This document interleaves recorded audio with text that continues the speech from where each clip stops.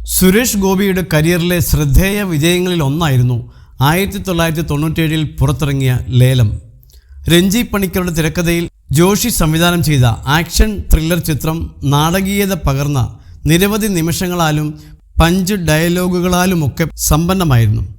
ആനക്കാട്ടിൽ ചാക്കോച്ചി സുരേഷ് ഗോപിയുടെ എക്കാലവും ഓർത്തുവെക്കാവുന്ന കഥാപാത്രമായപ്പോൾ ആനക്കാട്ടിൽ ഈപ്പച്ചനായി സോമനം തിളങ്ങി. എന്നാൽ ചിത്രത്തിൻ്റെ രചനാഘട്ടത്തിൽ രഞ്ജി പണിക്കർ ഈ കഥാപാത്രങ്ങളായി മനസ്സിൽ കണ്ടത് സുരേഷ് ഗോപിയെയും സോമനെയും അല്ലായിരുന്നു, മറിച്ച് മറ്റു രണ്ടുപേരെയായിരുന്നു. ആനക്കാട്ടിൽ ചാക്കോച്ചി ആവേണ്ടിയിരുന്നത് മമ്മൂട്ടിയാണ്. ആനക്കാട്ടിൽ ഈപ്പച്ചൻ ആവേണ്ടിയിരുന്നത് തിലകനും. പല ഹിറ്റ് ചിത്രങ്ങളിലും കണ്ടിട്ടുള്ള മമ്മൂട്ടി തിലകൻ കോമ്പിനേഷനാണ് ലേലത്തിൽ വരേണ്ടിയിരുന്നത്. ജോഷി തന്നെയാണ് മുൻപൊരിക്കൽ ഒരു അഭിമുഖത്തിൽ ഇക്കാര്യം പറഞ്ഞത്. ലേലം മമ്മൂട്ടിക്ക് വേണ്ടിയാണ് രഞ്ജി പണിക്കർ എഴുതിയത്. അദ്ദേഹത്തിന് ഡേറ്റ് ഉണ്ടായിരുന്നില്ല. ഞാൻ പറഞ്ഞു സുരേഷ് ഗോപി മതി.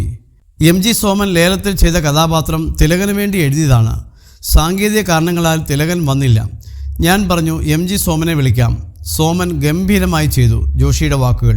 സുരേഷ് ഗോപിയെയും സോമനെയും കൂടാതെ സിദ്ദിഖ്, മണിയൻപിള്ള രാജു, NF വർഗീസ്, സ്ഫടികം ജോർജ്, വിജയകുമാർ, നന്ദിനി, കൊച്ചിൻ ഹനീഫ, കവിയൂർ രേണുക തുടങ്ങിയ വൻ താരനിര അണിനിരുന്ന ചിത്രമായിരുന്നു ലേലം. 1997 ഒക്ടോബർ 18 റിലീസ്. വൻ ബോക്സ് ഓഫീസ് വിജയമാണ് ചിത്രം നേടിയത്. അതേസമയം ലേലത്തിൻ്റെ രണ്ടാം ഭാഗം നിതിൻ രഞ്ജി പണിക്കരുടെ സംവിധാനത്തിൽ എത്തിയേക്കുമെന്ന് 2019 റിപ്പോർട്ടുകൾ എത്തിയിരുന്നു. എന്നാൽ അതിനുശേഷം നിതിൻ സുരേഷ് ഗോപിയെ നായകനാക്കി ഒരുക്കിയത് കാവൽ എന്ന ചിത്രമാണ്.